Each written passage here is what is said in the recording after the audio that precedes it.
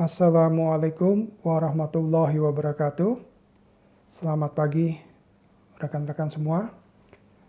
Kita masuki materi tentang faktor pajak yang merupakan materi sesi kelima kuliah pajak pertambahan nilai kita.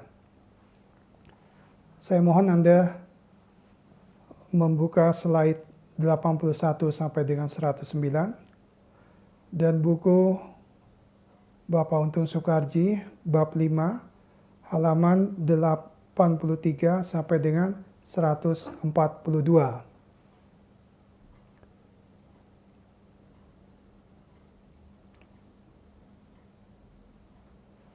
Pada saat awal kuliah PPN di sesi pertama, pernah saya jelaskan bahwa bukti pemungutan PPN adalah faktur pajak. Faktur pajak dibuat oleh pengusaha kena pajak penjual pada saat penjualan barang kena pajak ataupun jasa kena pajak. Dasar hukum, pasal 1 angka 23 dan pasal 13 Undang-Undang PPN dan beberapa peraturan pelaksanaan lainnya. Di angka 23 pasal 1 Undang-Undang PPN dikatakan di situ bahwa faktur pajak adalah bukti pemungutan pajak yang dibuat oleh pengusaha kena pajak yang melakukan penyerahan barang kena pajak atau penyerahan jasa kena pajak. Jadi kalau ditanyakan apakah faktur pajak itu, faktur pajak adalah bukti pemungutan pajak yang dibuat oleh PKP yang melakukan penyerahan barang kena pajak ataupun jasa kena pajak. Fungsi dari faktur pajak ada 3, merupakan bukti pemungutan pajak bagi PKP penjual dan bagi Direktorat Jenderal Bea dan Cukai untuk pajak-pajak dalam rangka impor. Bukti pembayaran pajak bagi pembeli barang kena pajak atau jasa kena pajak. Dan fungsi yang ketiga adalah sarana untuk mengkreditkan pajak masukan, tentunya bagi pembeli barang kena pajak. Jenis faktur pajak, ada faktur pajak, kalau dulu dikenal faktur pajak standar, sekarang namanya hanya faktur pajak saja. Kemudian kedua, faktur pajak gabungan. Yang ketiga, dokumen tertentu yang ditetapkan sebagai faktur pajak oleh Dirjen Pajak. Apa itu faktur pajak gabungan? Faktur pajak yang dibuat meliputi seluruh penyerahan barang kena pajak dan atau jasa kena pajak untuk pembeli penerima yang sama selama satu masa pajak dibuat paling lama pada akhir penyerahan barang kena pajak. Faktur pajak sekurang-kurangnya harus memuat nama, alamat NPWP yang menyerahkan barang kena pajak ataupun jasa kena pajak, artinya nama, alamat, dan NPWP penjual, nama, alamat, dan NPWP pembeli, jenis barang, jasa, jumlah harga jual, penggantian, dan potongan harga, PPN yang dipungut, PPNBM yang dipungut, kode nomor seri dan tanggal pembuatan faktur pajak. Saat ini kode nomor seri sudah secara elektronik diterbitkan oleh sistem yang ada pada Direktorat Jenderal Pajak, sistem otomatisasi, komputerisasi, dan nama dan tanda tangan yang berhak menandatangani faktur pajak.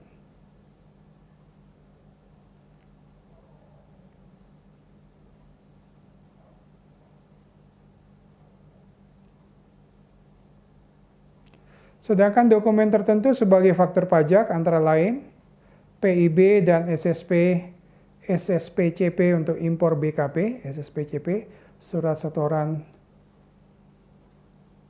pabean dan cukai, serta pajak dalam rangka impor. PEB yang telah di-fiat muat oleh Direktur Jenderal Bea Cukai dilampiri invoice. SPPB yang dibuat dikeluarkan oleh Bulog.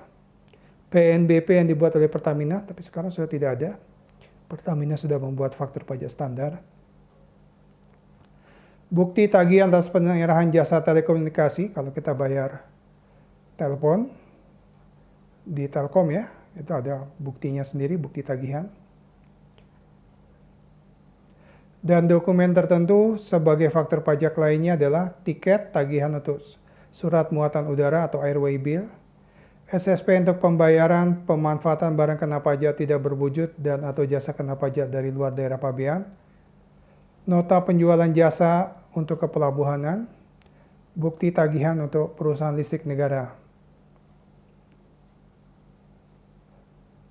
Pemberitahuan ekspor jasa untuk ekspor jasa,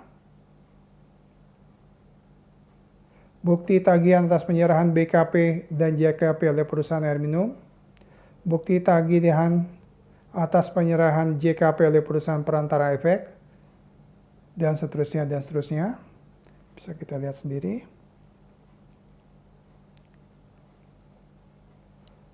Saat pembuatan faktur pajak, kapan faktur pajak harus dibuat?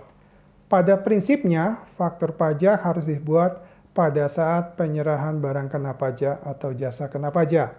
Anda bisa lihat di slide 95. Pada prinsipnya, faktur pajak harus dibuat pada saat penyerahan barang kena pajak atau jasa kena pajak. Dengan kata lain disebut accrual basic. Tetapi dalam hal terjadi pembayaran sebelum penyerahan barang, maka faktur pajak sudah harus dibuat pada saat diterimanya pembayaran tersebut yang mendahului penyerahan barang kena pajak atau jasa kena pajak.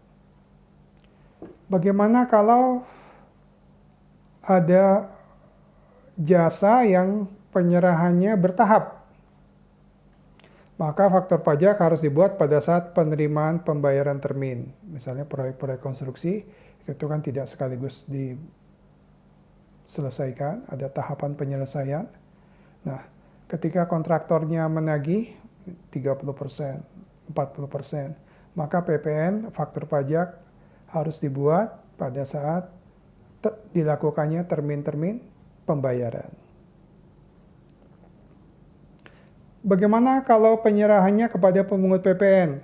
Maka faktur pajak paling lambat dibuat pada saat PKP rekanan menyerahkan tagihan kepada pemungut PPN atau pada saat penagihan.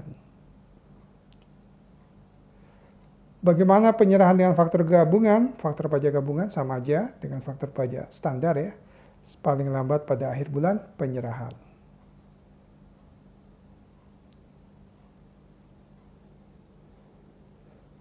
Pembuatan faktur pajak paling lambat paling sedikit dibuat dalam 2 rangkap faktur pajaknya. Lembar ke-1 untuk pembeli, lembar kedua untuk penjual. Tapi sekarang pembuatan faktur pajak sudah secara elektronik, nanti kita bahas di sesi ke-6. Oke. Ada lagi faktur pajak standar yang dianggap cacat. Jadi faktur pajak yang nggak diakui. Misalnya diisi dengan data yang tidak benar, diisi tidak lengkap, tanda tangan menggunakan cap,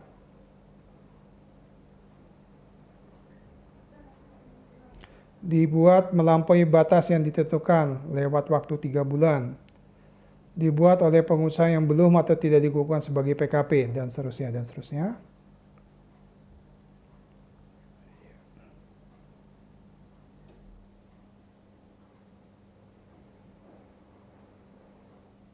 Bagaimana kalau transaksinya menggunakan valuta asing?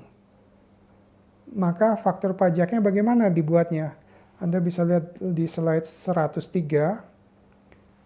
Pembayaran dengan valuta asing, maka faktur pajak nilai rupiahnya harus dikonversikan dengan kurs menurut Menkeu pada saat faktur pajak dibuat. Setiap minggu Menteri Keuangan menerbitkan kurs untuk pajak, dipakai kurs di situ. Ada kode faktur pajak standar, Anda lihat di 104 dan 105. Kode nomor seri faktur pajaknya, kode transaksi. Misalnya untuk penyerahannya kepada selain pemungut PPN, kode transaksinya 01. Kalau melakukan penjualan atau penyerahan kepada pemungut PPN bendahara pemerintah 02. Melakukan penyerahan kepada pemungut PPN yang bukan bendahara, kodenya 03, dan seterusnya, dan seterusnya. Nanti Anda lihat di halaman 104. Ada istilah faktur pajak sederhana, tapi saat ini sudah tidak ada lagi faktur pajak sederhana. Nanti Anda bisa baca di buku Untung Soekarji ya. Faktur pajak sederhana dulunya adalah faktur pajak yang dibuat oleh penjual kepada pembeli-pembeli retail. Mereka tidak punya NPWP misalnya. Atau pembelinya memang tidak mau menyerahkan NPWP. Itu bisa dibuat faktur pajak sederhana dulu. Kalau sekarang tidak lagi ya. Semua faktur pajak harus faktur pajak standar. Kemudian ada kelonggaran, Anda nanti bisa lihat di buku Untung Soekarji, untuk pembelian tidak ber-NPWP, dimungkinkan untuk tetap dibuatkan faktur pajaknya. Bagaimana kalau ada pengembalian? Pengembalian barang kena pajak atau jasa kena pajak, retur. Maka pengusaha kena pajak bisa membuat nota retur. Di page 108. Nota retur dibuat apabila ada pengembalian barang kena pajak, kecuali diganti dengan BKP yang jenis, tipe, jumlah, dan harga yang sama. Nota retur harus berisi nomor urut dan nomor tanggal faktur pajak yang terkait, nama dan alamat NPWP pembeli, nama dan alamat NPWP, nomor dan tanggal pengukuhan PKP yang menerbitkan faktur pajak, macam jenis kuantum dan harga jual BKP, PPN atas BKP dan PPNBM, tanggal pembuatan nota retur, dan tanda tangan pembeli. Nota retur harus dibuat dalam masa pajak pengembalian barang kena pajak. Misalnya, pengembalian barang kena pajaknya dilakukan di bulan Maret ini, maka nota returnya harus dibuat di bulan Maret. Nota retur siapa yang membuat? Tentunya adalah si pembeli. Ya. Demikian penjelasan saya tentang faktur pajak. Anda harus membaca. Anda harus membaca. Kemudian setelah ini tentunya nanti akan ada sesi tanya jawab ya. Kita bisa interaktif dalam sesi tanya jawab. Sekian. Wassalamualaikum warahmatullahi wabarakatuh.